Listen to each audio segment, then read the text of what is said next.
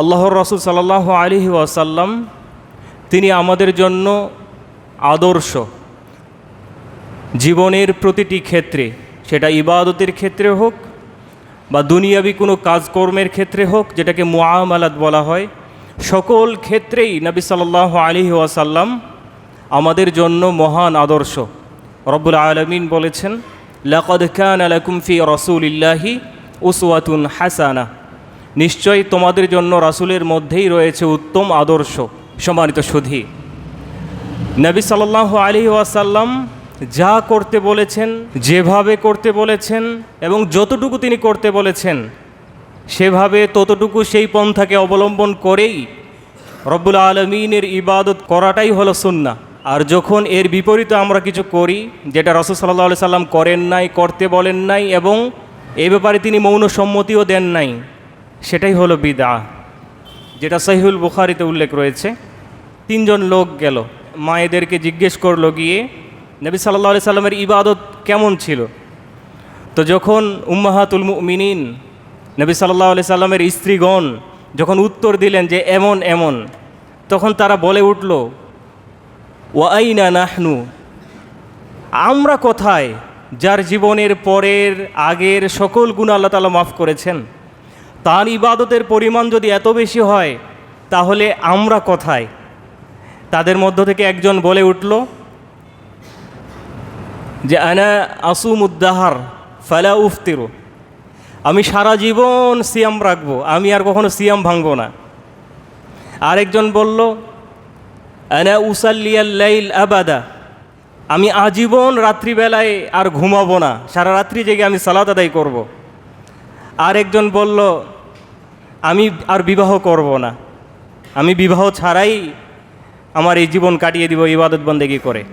নবী সাল্লাল্লাহু আলাইহি সাল্লাম আসলেন এবং বললেন যে তোমরা কি এই কথাগুলো বলেছ? শুনো, আমি রাত্রিবেলায় সালাত আদায় করি, আবার আমি ঘুমাই, কারণ আমার রবের যেমন আমার প্রতি হক আছে, আমার দেহরেও আমার প্রতি হক আছে, আমার স্ত্রীর আমার প্রতি হক আছে। নফল সিয়াম আমি রাখি, আবার আমি মাঝে মাঝে ছেড়ে দেই। এরপরে আমি বিবাহ করেছি, আমার স্ত্রী সন্তান আছে, পরিবার আছে। মান রাগিবা আন সুন্নতি ফালাইসা মিন্নি, যে আমার সুন্নাহ থেকে মুখ ফিরিয়ে নিল সে আমার উম্মত নয়। তাহলে সুন্নাহ মনে করে, ভালো কাজ মনে করে যদি আমরা বেশি কিছু করার চেষ্টা করি, সেই বেশি কিছু আপনার আমার জীবনের ধ্বংসের কারণ হবে, জাহান্নামে যাওয়ার কারণ হবে। রাসূল করে নাই, সেই কাজটা যত ভালো হোক সেটা কখনোই ভালো না। নবী সাল্লাল্লাহু আলাইহি সাল্লাম যতটুকু দিয়েছেন ততটুকুই আমাদের জন্য কল্যাণকর, মঙ্গলময় এবং ভালো। সম্মানিত সুধী, তাই আমরা কিছু সুন্নাহ আপনাদের সম্মুখে উল্লেখ করব। যেমন আজকে জুমআর দিন, এটা দিয়েই শুরু করি। প্রথম 1 নম্বর, নবী সাল্লাল্লাহু আলাইহি সাল্লাম বলছেন ইন্না মিন আফদালি আইয়ামিকুম ইয়াউমাল জুমআ, যেটা সুনান আবি দাউদে উল্লেখ রয়েছে, যে নিশ্চয়ই দিনসমূহের মধ্য থেকে সর্বোত্তম দিন হলো জুমআর দিন। ফিহি খুলিকা আদম ওয়া ফিহি কুবিদা, এই দিনে আদম আলাইহিস সালাতু ওয়াস সালামকে সৃষ্টি করা হয়েছিল, এই দিনে তাকে মৃত্যু দেওয়া হয়েছিল। ওয়া ফিহিন নাফখাহ ওয়া ফিহিস সাআকা, আর এদিনেই সিংহায় ফুৎকার দেওয়া হবে, আর এদিনেই কিয়ামত সংগঠিত হবে। ফাকসিরু মিনাস সালাতি ফিহি, তোমরা এই জুমার দিনে বেশি বেশি দরুদ পেশ করো। ফাইন্না সালাতুকুম মারুদাতুন আলাইয়া, কেননা তোমাদের সালাত, তোমাদের দরুদ আমার নিকটে পেশ করা হয়। তাহলে জুমার দিনে অন্যতম সুন্নাহ, অন্যতম একটি গুরুত্বপূর্ণ সুন্নাহ হলো রাসূলের প্রতি বেশি বেশি দরুদ পাঠ করা। আচ্ছা, কোন দরুদ পড়ব? হাজারি দরুদ, এই দরুদ আর সেই দরুদ, দরুদের তো শেষ নেই। কোন দরুদ পড়ব? একটা ছোট্ট উদাহরণ দেই, তাহলে বোঝা সহজ হবে। আপনি একটি ব্র্যান্ডের গাড়ি কিনেছেন অনেক বেশি মূল্য দিয়ে। এই গাড়ির যে পার্টসগুলো থাকে, এই পার্টসগুলো তো অবশ্যই মূল্যবান। আপনি BMW কিনেছেন বা মার্সিডিস কিনেছেন, এর পার্টসগুলো নিঃসন্দেহ দামি, মূল্যবান। তো ইমানের পরে সর্বোত্তম ইবাদত কোনটি? সবচেয়ে মূল্যবান ইবাদত কোনটি ইমানের পরে? সালাত। আর সালাতকে যেভাবে সাজানো হয়েছে, যে তাসবিহ তাহলিল, যে দরুদ, যে দোয়া দিয়ে, নিঃসন্দেহে সেগুলো মূল্যবান। তাহলে এই সালাতের মধ্যে আমরা কোন দরুদ পড়ি? দরুদ ইব্রাহিম, আল্লাহুম্মা সাল্লি আলা মুহাম্মাদিন ওয়া আলা আলি মুহাম্মাদ কামা সাল্লাইতা আলা ইব্রাহিম ওয়া আলা আলি ইব্রাহিম ইন্নাকা হামিদুম মাজিদ। আল্লাহুম্মা বারিক আলা মুহাম্মাদিন ওয়া আলা আলি মুহাম্মাদ কামা বারাকতা আলা ইব্রাহিম ওয়া আলা আলি ইব্রাহিম ইন্নাকা হামিদুম মাজিদ।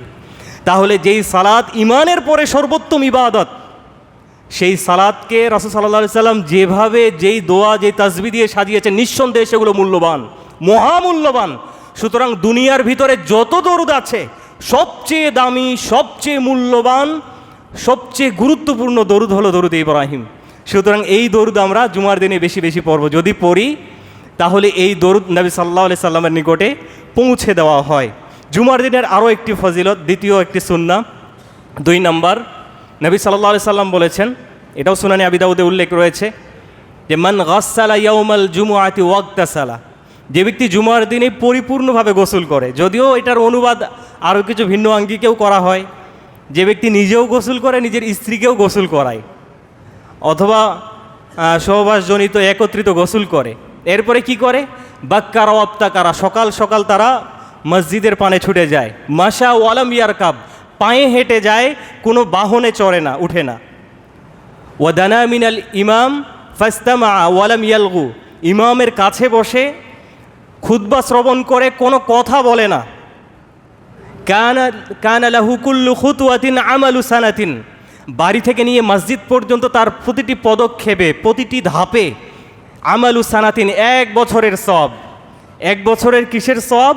আজরু সিয়ামিহা ওয়া কিয়ামিহা, সারা বছর রাত্রিবেলায় তাহাজ্জুদ পড়লে যেই সওয়াব, সারা বছর নফল সিয়াম রাখলে যেই সওয়াব, যদি কেউ জুমার দিনে এই কাজগুলো করে তাহলে তার প্রতিটি পদক্ষেপে, প্রতিটি ধাপে আল্লাহ তাআলা 1 বছরের নফল সিয়াম এবং 1 বছরের তাহাজ্জুদের সালাতের সওয়াব দান করবেন।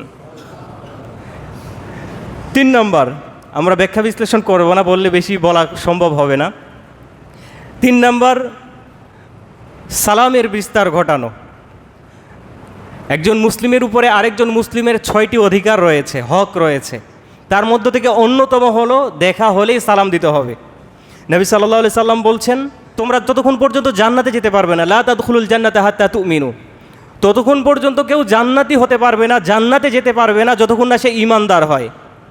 আর তোমরা ততক্ষণ পর্যন্ত ঈমানদার হতে পারবে না যতক্ষণ তোমরা একে অপরকে ভালোবাসো।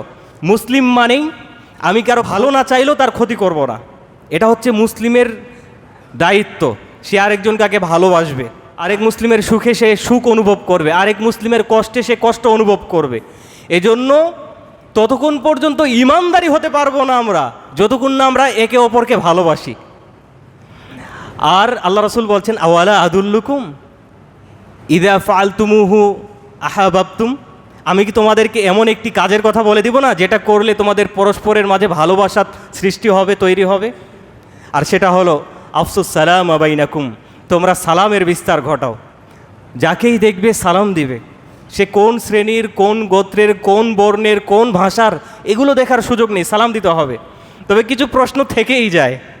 বর্তমান আমরা মুসলিম সমাজে বাস করলেও অনেককে সালাম দিতে অনেক সময় আমরা একটু আনইজি ফিল করি, যে আসলেও সে কি মুসলিম? কারণ তার লেবাস, তার পোশাকে তো মুসলমানের কোনো প্রমাণ বহন করে না। সে যে মুসলিম পিতার সন্তান, মুসলিম পরিবারে তার জন্ম, সে যে আসলেই মুসলমান, তার চুলের স্টাইল, দাড়ির স্টাইল, পোশাকের চিরা ফাটা দেখে সংশয় হয় যে আদৌ সে মুসলিম কিনা। যদি এরকম মানুষ কোনো অমুসলিম অঞ্চলে গিয়ে মৃত্যুবরণ করে, নিঃসন্দেহে তার লজ্জাস্থান দেখার প্রয়োজন হবে যে সে মুসলমান কিনা। তাহলে ঈমান যদি ভিতরে থাকে তাহলে বাহ্যিকভাবে আপনার আমার ইসলামটা প্রকাশ পাবে। ঈমানের যে নূর, এটা আপনার কথাবার্তা, আপনার আমার কথাবার্তা, পোশাক আশাক, চালচলন, এর মাধ্যমে এটা প্রকাশ পেতেই হবে, অবশ্যই পাবে। আর এটা দেখেই আমরা মনে করব যে সে মুসলিম। সুতরাং মুসলিম আর মুমিন এটা শুধু মুখের দাবি যেন সীমাবদ্ধতা না থাকে। সম্মানিত সুধী, এরপরে 4 নম্বর, আজকে বিভিন্ন অসুস্থতায় আমরা জর্জরিত, বিশেষ করে ব্যথা। যেদিকে যাই কোমরে ব্যথা, হাঁটু ব্যথা, বিভিন্ন দিনই ভাইয়েরা আপনারা এই ব্যথা অনুভব করেন। নবী সাল্লাল্লাহু আলাইহি সাল্লাম এর দোয়া শিখিয়ে দিয়েছেন। নবী সাল্লাল্লাহু আলাইহি সাল্লাম দোয়া শিখিয়ে দিয়েছেন, যেটা সহিহ মুসলিমে উল্লেখ রয়েছে, যে ব্যথার স্থানে হাত রাখতে হবে। ডান হাত রাখবেন, রেখে বিসমিল্লাহ 3 বার পড়বেন, বিসমিল্লাহ বিসমিল্লাহ বিসমিল্লাহ। এরপরে 7 বার পড়তে হবে আউযু বিল্লাহি ওয়া কুদরাতিহি মিন শাররি মা আজিদু ওয়া উহাদিরু, যে আমি আল্লাহ সুবহানাহু ওয়া তাআলা এবং তার ক্ষমতার আশ্রয় প্রার্থনা করছি এবং আমি যা অনুভব করছি এবং আমাকে যেই ব্যথা পেয়ে বসেছে এর অনিষ্ট থেকেও আমি আল্লাহর কাছে পানাহ চাচ্ছি। এভাবে আমি এই দোয়াটা পড়ব 7 বার ব্যথার স্থানে হাত রেখে। ইনশাআল্লাহ যদি আমরা বিশ্বাস রেখে রাসূলের এই সুন্নাহকে আমল করি, আল্লাহ চাহেন তো আপনার আমার এই ব্যথা বা এই ধরনের অসুস্থতা আল্লাহ তাআলা সুস্থতা দান করবেন ইনশাআল্লাহ। এরপরে 5 নম্বর, আল্লাহ রাসূল সাল্লাল্লাহু আলাইহি সাল্লাম বলেছেন যে আল আইনু হাক্কুন, যেটা সহিহুল বুখারী, সহিহ মুসলিম আরও বিভিন্ন হাদিস গ্রন্থে উল্লেখ রয়েছে যে মানুষের চোখ লাগাটা সত্য। চোখ লাগা কি? আপনার ব্যবসার উন্নতি, ব্যবসা বাণিজ্য দেখে কেউ বলল যে কত ব্যবসা করে, দিনে কত টাকা ইনকাম করে, বাপরে বাপ, এই যে কেউ বলে ফেললো বা সে দিন দিন বড়লোক হচ্ছে, টাকা কামাচ্ছে, কেউ এটা নিয়ে বলে ফেললো যে কিভাবে সম্ভব, কিভাবে এত কিছু করছে। এরকম আপনার যে কোনো ভালো জিনিস দেখে যদি কেউ এরকমভাবে বলে ফেলে, আশ্চর্যান্বিত হয়, এটাই হচ্ছে চোখ লাগা। আর যদি চোখ লেগে যায় তাহলে সেই জিনিসটার আর ভালো কিছু আশা করা যায় না। কারো সৌন্দর্য দেখেও যদি কারো চোখ লেগে যায়, তার শরীর স্বাস্থ্য একদম নষ্ট হয়ে যাবে। কারো ব্যবসায় যদি কারো চোখ লেগে যায়, তার ব্যবসা ধ্বংস হয়ে যাবে। কারো উন্নতি, ভালো জিনিস যদি কারো চোখ লেগে যায়, দিন দিন তার ক্ষতি হতে শুরু করবে। তাহলে এগুলো সত্য। তাহলে মুসলিম হিসেবে আমাদের কি করণীয়? আমরা কারো ক্ষতিও করব না, আমরা নিজেরও ক্ষতি করব না। এজন্য আমাদের করণীয়, কোনো ভালো জিনিস দেখলে বরকতের দোয়া করব, বারাকাল্লাহু ফিক, আল্লাহ তাআলা তোমার এটাতে আরও বরকত দান করুক, মাশা আল্লাহ, যে আল্লাহ যা চেয়েছেন। এরকমভাবে আমরা বরকতের দোয়া করব, কল্যাণের দোয়া করব। কখনো এটা নিয়ে আমরা হিংসা করব না। কারণ আল্লাহ রাসূল সাল্লাল্লাহু আলাইহি সাল্লাম বলেছেন, যেটা সহিহ মুসলিমে উল্লেখ রয়েছে, আল্লাহ রাসূল বলছেন যখন কোনো মুসলিম ভাইয়ের অগোচরে তার জন্য দোয়া করে, তখন একজন ফেরেশতা বলে ওয়ালাকা বিমিসলি, যে তোমার জন্য অনুরূপ। আপনি কারোর জন্য বরকতের দোয়া করলেন, আল্লাহ তোমাকে বরকত দান করুন। একজন ফেরেশতা তৎক্ষণাৎ আপনার জন্য দোয়া করবে যে আল্লাহ তাআলা তুমি তাকেও বরকত দান করো। আপনি কারো ভালো থাকার জন্য দোয়া করলেন, আল্লাহ রাব্বুল আলামিন তুমি আমার অমুক ভাইকে ভালো রাখো, তার অভাব দূর করে দাও, তার বিপদ দূর করে দাও, তাকে সুস্থ করে দাও। অনুরূপ দোয়াগুলো আপনার আমার জন্যও করা হয় এবং এই দোয়াগুলো করে ফেরেশতা। সুতরাং অন্যের জন্য দোয়া করলে আপনি আমি লাভবান হব এবং ওই জিনিসটা পাওয়া আপনার আমার জন্য সহজ হবে। আর যদি অন্যের জন্য দোয়া না করে শুধু নিজের জন্য চাই, এটা কতটুকু পাবো এর নিশ্চয়তা কোরআন সুন্নাহয় নেই। কিন্তু অন্যের জন্য চাইলে সেটার নিশ্চয়তা আছে যে সেটা আপনিও পাবেন ইনশাআল্লাহ। সম্মানিত সুধী, তাই চোখ লাগানো এই বিষয়টার ব্যাপারে আমরা সচেতন থাকব এবং ভালো কিছু দেখলেই আমরা বরকতের দোয়া করব, মাশা আল্লাহ পড়ব। এরপরে 6 নম্বর, আল্লাহ রাসূল সাল্লাল্লাহু আলাইহি সাল্লাম বলেছেন, যেটা সহিহুল বুখারীতে উল্লেখ রয়েছে, সাল্লু ইয়া আইয়ুহান নাস ফি বুয়ুতিকুম, হে মানুষ সকল, তোমরা তোমাদের নফল সালাতগুলো বাড়িতেই আদায় করো। কেননা ফাইন্না আফদালা সালাতিল মারই ফি বাইতিহি ইল্লাল মাকতুবা, কেননা ফরজ সালাত ব্যতীত যত নফল সালাত এগুলো বাড়িতে আদায় করাই উত্তম। যত ফরজ ব্যতীত যা আছে, যদিও আমাদের সমাজে ফরজ, সুন্নত, নফল আরও বিভিন্ন বিভাজন করা হয়, কিন্তু ফরজের পরে যা আছে সবই নফল। ফরজের পরে যা আছে সব কিছুই হচ্ছে নফলের অন্তর্ভুক্ত। তো এই নফল সালাতগুলো আল্লাহর রাসূল সাল্লাল্লাহু আলাইহি সাল্লাম বাড়িতে আদায় করতেন এবং বাড়িতে আদায় করাই উত্তম। এবং বাড়িকে তোমরা কবর বানাইও না, যেমন কবরে সালাত হয় না, এভাবে আল্লাহর রাসূল সাল্লাল্লাহু আলাইহি সাল্লাম বারবার বলেছেন যে তোমরা তোমাদের বাড়িগুলোকে কবরে পরিণত করো না, মানে সালাত আদায় না করে সেগুলোতে শয়তানের বাসা বানাইও না। সম্মানিত সুধী, তাই বাড়িগুলোতে সালাত আদায় করতে হবে। যেমন আজকে জুমার দিন, যদি জুমার দিনের সুন্নাত হলো 2 রাকাত আদায় করে আপনি আমি বসে যাব, এরপরে যদি সময় থাকে 2 করে পড়তে পারি, কোনো সমস্যা নেই। এমনকি খুতবা চলাকালীন অবস্থাতেও কেউ যদি মসজিদে প্রবেশ করে সেও 2 রাকাত পরে বসবে। কিন্তু মূল যে সুন্নাহ নফল সেটা হচ্ছে জুমার সালাতের পরে 4 রাকাত। এই 4 রাকাত সালাত যদি আপনি মসজিদে আদায় করেন 4 রাকাত পড়তে হবে। 2 করে 4 পড়াই উত্তম। একাধারে 4 পড়ার চেয়ে 2 করে 4 পড়া উত্তম। সালাতুল লাইলি ওয়ান নাহারি মাসনা মাসনা, আল্লাহ রাসূল সাল্লাল্লাহু আলাইহি সাল্লামের হাদিস, রাতের এবং দিনের যত নফল সালাত সব হলো 2। তো আপনি 2 করে পড়বেন 4। আর যদি আপনি বাড়িতে গিয়ে আদায় করেন তাহলে 2 রাকাত আদায় করলেই হবে, 4 রাকাত আদায় করতে হবে না। তাই বাড়িতেই সুন্নাত নফলগুলো আদায় করা উত্তম। 7 নম্বর, আবু হুরায়রা রাদিয়াল্লাহু তাআলা আনহু বলছেন, যেটা সহিহ মুসলিম সহিহুল বুখারীতে উল্লেখ রয়েছে, তিনি বলছেন, আউসানি খালিলি বিসালাস, আমার খলিল, আমার বন্ধু আমাকে 3টা জিনিসের ওসিয়ত করেছেন। আবু হুরায়রা রাদিয়াল্লাহু তাআলা আনহু বলছেন, আমি মৃত্যু পর্যন্ত এই 3টি জিনিস ছাড়ব না। 1 নম্বর, যে তিনি আমাকে রাকাতাই আদ-দুহা, চাশতের সালাত আদায় করতে বলেছেন। অর্থাৎ বেলা উঠার পর থেকে নিয়ে জোহরের আগ পর্যন্ত 2 রাকাত সালাত আপনাকে আমাকে আদায় করতে হবে। এটা হচ্ছে চাশতের সালাত। এই সালাতের বিভিন্ন ফজিলত আছে। যদি আমরা ফজরের পরে স্থানে বসেই তাসবিহ তাহলিল করে বেলা উঠার পরে 2 রাকাত পড়ি, তাহলে একটি হজ এবং একটি উমরার সওয়াব।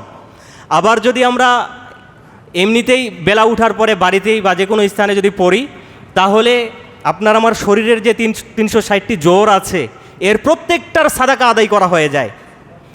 আচ্ছা, এই যে আপনার আমার ব্যথাগুলো, এগুলো তো জ্বরেই হয়, জরাগুলোতেই হয়। যখন আপনি আমি এর হক আদায় করব, তখন নিঃসন্দেহে এগুলো আরও সুস্থ এবং সতেজ হবে। তাই এই ব্যথার যেমন আমরা একটা দোয়া বলেছি, পাশাপাশি যারা আরও এই ধরনের ব্যথা বা বিভিন্ন অসুস্থতায় ভুগছেন, চেষ্টা করবেন এই চাশতের 2 রাকাত সালাত আদায় করা। কারণ এটা আপনার আমার শরীরের 360টা জোরের পক্ষ থেকে সাদাকা আদায় হয়। আর যখন এগুলোর হক আদায় হবে, তখন এগুলোকে সুস্থ রাখার দায়িত্ব আল্লাহর, কারণ আপনি এগুলোর হক আদায় করেছেন। সম্মানিত সুধী, 3টা ওসিয়তের ভিতরে একটা হচ্ছে চাশতের 2 রাকাত সালাত, আর একটা হলো সিয়ামু সালাসাতি আইয়াম ফি কুল্লি শাহর, প্রত্যেক মাসের 3টি সিয়াম, 3টি রোজা, চাঁদের 13, 14, 15, যেটাকে আইয়ামি বীজ আমরা বলি। এটা নবী সাল্লাল্লাহু আলাইহি সাল্লামের একটি সুন্নাহ। সুতরাং যাদের সক্ষমতা রয়েছে, সাধ্য রয়েছে, যারা সুস্থ, আমরা চেষ্টা করব যেন প্রতি মাসে চাঁদের এই 3টি সিয়াম আমরা রাখতে পারি। এবং 3 নম্বর ওসিয়ত আল্লাহ রাসূল আবু হুরায়রা রাদিয়াল্লাহু তাআলা আনহুকে করেছিলেন যে তুমি ঘুমানোর পূর্বে বেতের সালাত আদায় করবে।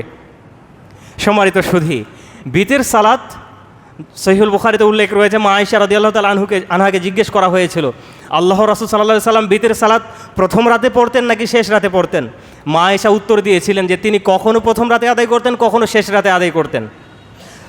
তাহলে যদি নিশ্চয়তা থাকে আপনার আমার যে আপনি আমি শেষ রাতে নিয়মিতই তাহাজ্জুদ পড়ি বা জেগে যাই, তাহলে শেষ রাতে রেখে দিতে পারবো, কোনো সমস্যা নেই। কিন্তু যদি ক্লান্তি অনুভব করি বা মাঝে মাঝে আমি রাতে জাগতে পারি না, তাহলে আমার জন্য কখনো এই বিতির সালাত রেখে দেওয়া জায়েজ নয়, বরং বিতির আদায় করে ঘুমাতে হবে। কারণ আমি নিজেই নিজের উপরে আস্থা রাখতে পারছি না যে জাগবো কি না, বা মাঝে মাঝে আমি জাগতে পারি না। সুতরাং যদি আপনার আমার নিয়মিত অভ্যাস থাকে যে আপনি আমি তাহাজ্জুদ পড়ি, তাহলে রেখে দেব। আর যদি আশঙ্কা থাকে যে জাগবো কিনা, তাহলে বিতির সালাত আদায় করেই ঘুমাবো। এরপরে 8 নম্বর হলো যে দুয়াটা হয়তো বা আমরা অনেকেই জানি না। আল্লাহ রাসূল সাল্লাল্লাহু আলাইহি সাল্লাম বলেছেন, যখন বিতির সালাত শেষ করব তখন আমরা সেই দুয়াটা 3 বার পড়ব, সুবহানাল মালিকিল কুদ্দুস, সুবহানাল মালিকিল কুদ্দুস, সুবহানাল মালিকিল কুদ্দুস।